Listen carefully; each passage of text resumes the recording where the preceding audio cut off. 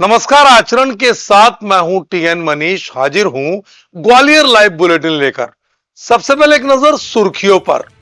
प्रार्थना की शक्ति से बचे सरकारी स्कूल के बच्चे। नालों पर अतिक्रमण व सड़क किनारे ड्रेनेज के अभाव ने पैदा की जल भराव की समस्या। हाथी के दांत बनी लक्ष्मीगंज की नई सब्जी मंडी। अदालती आदेश के बाद भी पुरानी मंडी से हो रहा है व्यापार। ग्वालियर जिले में शक्ति दीदी की संख्या बढ़कर हुई 64। ओवरलोड ट्रैक्टर ट्राली ने सिटी सेंटर में खोली सड़क की पोल। और दिल्ली से छत्तीसगढ़ ले जाते वक्त छत्तीसगढ़ पुलिस की गिरफ्त से 9-2-11 हो गया बदमाश। रोज की तरह बहादुरपुर सरकारी माध्यमिक विद्यालय ग्वालियर ग्रामीण के बच्चे समय पर स्कूल पहुंचे। प्रार्थना की घंटी बजते ही सभी ग्राउंड में एकत्र हुए। सच्चे मन से चल रही प्रार्थना ने शायद इन बच्चों की जान बचा ली, अन्यथा ग्वालियर जिले में भी राजस्थान के झालावाड़ पिपलोद जैसा हादसा हो सकता था। चलती प्रार्थना के बीच हुए धमाके से सब अचानक घबरा गए। जैसे ही भीतर पहुंचे तो देखा कि क्लासरूम की पूरी छत, उसकी पटिया और लेंटर भर भरा कर गिर पड़ा है। ऊपर वाले का लाख शुक्र रहा कि बच्चे क्लासरूम में नहीं थे, अन्यथा कई किलो वजनी पत्थर की पटिया और लेंटर का मलबा नौनिहालों के सिर पर ही गिरता। ग्वालियर ग्रामीण के इस मिडिल सरकारी स्कूल की बदहाली इसकी तस्वीर खुद बयां करती है। आम आदमी पार्टी से जुड़े एक वकील नेता ने इस समूचे हादसे का वीडियो बना लिया। 20 साल पुराने सरकारी स्कूल के भवन की बदहाली का आलम यह है कि लड़कियों के शौचालय में दरवाजे तक नहीं है। वॉश बेसिन पर शराब की खाली बोतलें नजारा पेश करती है। चारों तरफ गंदगी का आलम स्कूल खंडहर में तब्दील हो चुका है। इस मामले में कलेक्टर का दावा है कि हमने स्कूलों को रेड, ऑरेंज और ग्रीन जोन में मैप किया है। इनकी जो लिस्टिंग कराई गई थी, इसमें हमने 100 स्कूल रेड जोन के शामिल किए थे। शासन को प्रस्ताव भेजा था इनके सुधार के लिए। शासन की ओर से राशि भी मिल चुकी है। जल्द ही काम शुरू होगा। आप भी सुनिए। देखिए, हमारे यहाँ पे स्कूल्स को हम प्राइमरीली देखते हैं तो हमारे प्राइमरी और मिडिल स्कूल के जो स्कूल्स हैं, इसमें चूंकि प्राइमरी एजुकेशन काफी अंदर तक पेनिट्रेट करने का हमेशा से शासन का रहा है, जिससे बच्चों को ट्रैवल ना करना पड़े, तो हमारी प्राइमरी और मिडिल स्कूल की जो बिल्डिंग्स है उसमें मुख्यतः हमको ये मिला कि जो कक्ष पहले बने हुए थे, यानी लगभग 20-20 साल पुराने कक्ष है, उनकी स्थिति थोड़ी गंभीर है। लेकिन उसी के शाला के पास में 1 या 2 नवीन कक्ष बन गए हैं। तो अभी वर्तमान में यही निर्देश दिए हैं कि किसी भी इस प्रकार के अनसेफ कमरों को बच्चों को बैठाने के लिए या शिक्षण कार्य कराने के लिए न यूज किया जाए। नंबर 2, हम लोगों ने लास्ट ईयर भी चिन्हित कराए थे और इस बार भी करा रहे हैं। हमारे स्कूल्स को हम रेड, ऑरेंज और ग्रीन जोन में मैप करते हैं। मतलब ऐसे जो बिल्कुल ही बैठने योग्य नहीं है उसको रेड में करते हैं, जिसमें माइनर रिपेयर की आवश्यकता है उन्हें ऑरेंज में रखते हैं, और ग्रीन जो कि यूज के लिए ठीक है। तो ये जो लिस्टिंग हम लोगों ने कराई थी, इसमें लगभग 100 स्कूल्स हम लोग को मिले थे जो कि रेड जोन में है।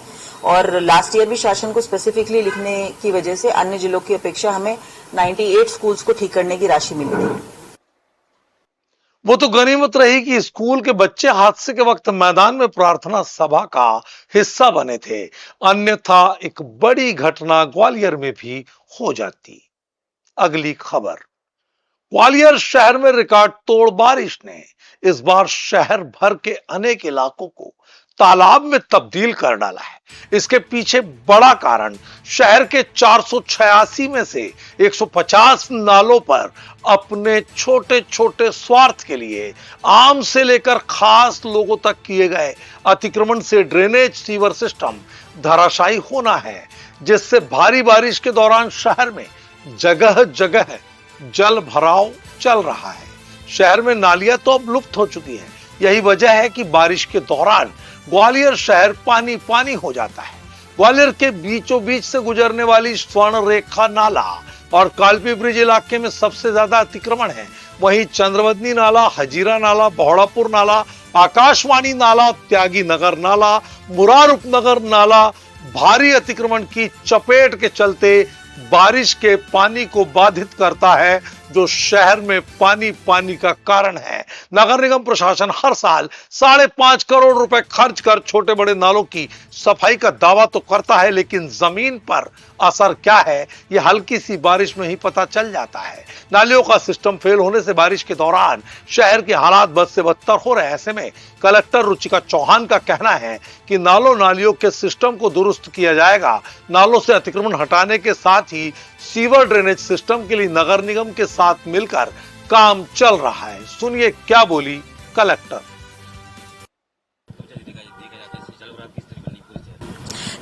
मोस्टली जो अभी हम लोगों को समझ आ रहा है वो ये है कि ग्वालियर में यदि हम देखें तो लगभग 40-50 साल का रिकॉर्ड बरसात का टूट रहा है और यहाँ पर कभी इतनी बरसात नहीं होती। जो हमारा एवरेज है उसके भी अधिक रेनफॉल हो चुका है, तो निश्चित रूप से एक चैलेंज की तरह से है। साथ ही नगर निगम के माध्यम से जिन वाटर सोर्सेज का हमको जैसे जैसे पता चलते जा रहा है, जहां पर पानी रुकावट मिल रही है, एक पूरे अभियान स्वरूप उनको क्लियर भी कराते हम लोग जा रहे हैं। यानी नाले को या किसी के घर का फ्रंट है, किसी की शॉप का फ्रंट है, उसको तोड़ करके वाटरवे अगर बंद किया गया है तो उसको क्लियर करने का काम भी कर रहे हैं। साथ ही हम लोग ऐसे एरियाज को इसी मौसम में चिन्हित भी कर रहे हैं जहां पर हमारे रोड्स के पास में प्रॉपर ड्रेनेज की व्यवस्था नहीं है, ताकि नेक्स्ट बरसात के पूर्व इसका एक व्यवस्थित प्लानिंग करके इसको रिजॉल्व कराया जा सके। शहर की लक्ष्मीगंज पुरानी सब्जी मंडी को पार्किंग की तरह प्रयोग में लिए जाने के आदेश निर्देश सरकार, जिला प्रशासन और यहां तक कि उच्च न्यायालय की ग्वालियर खंडपीठ की युगल पीठ से मिल चुके हैं, लेकिन मंडी अफसर की मनमानी और फर्जी तरीके से व्यापारियों को पत्र जारी कर बरगलाने के चलते नई सब्जी मंडी में पूरी तरह से कारोबार शिफ्ट नहीं हुआ है, जिससे सरकार को राजस्व की हानि हो रही है। क्योंकि नई मंडी में दिखावे का चेक पोस्ट और दिखावे का सब कुछ चल रहा है, जिससे सरकार लगातार हानि में आ रही है। दूसरी तरफ पुरानी सब्जी मंडी में कारोबार के चलते गोलपाड़िया, गुप्तेश्वर, लक्ष्मीगंज सब्जी मंडी, कटी घाटी रोड तक दुर्घटना का कारण बनना, जाम स्थायी लोगों के लिए बड़ी परेशानी का सबब है। व्यापारी संघ ने इस मामले में सरकार, कलेक्टर और मुख्य सचिव तक नई सब्जी मंडी में व्यापार पूरी तरह शुरू कराने का आग्रह किया है। ग्वालियर की गड्ढों में तब्दील सड़कों का संक्रमण अब अच्छी भली सड़क पर भी होने लगा है। हर रोज नई परेशानी के बीच शहर के सिटी सेंटर इलाके में सड़क धनकने से ओवरलोडेड भूसे से भरी ट्रैक्टर ट्रॉली फंस गई। ट्रैक्टर के आगे के दोनों पहिए उठ गए। ट्रैक्टर पूरी तरह से नियंत्रण से बाहर हो गया। गनीमत रही कि सुबह के वक्त जब यह हादसा हुआ उस वक्त ट्रैफिक का दबाव काफी कम था, वरना बड़ा हादसा हो सकता था। एक तरफ शहर की गुणवत्ता विहीन सड़कें, दूसरी तरफ यातायात के इशारे पर ओवरलोडेड वाहनों का शहर में प्रवेश बड़े सवाल खड़े करता है।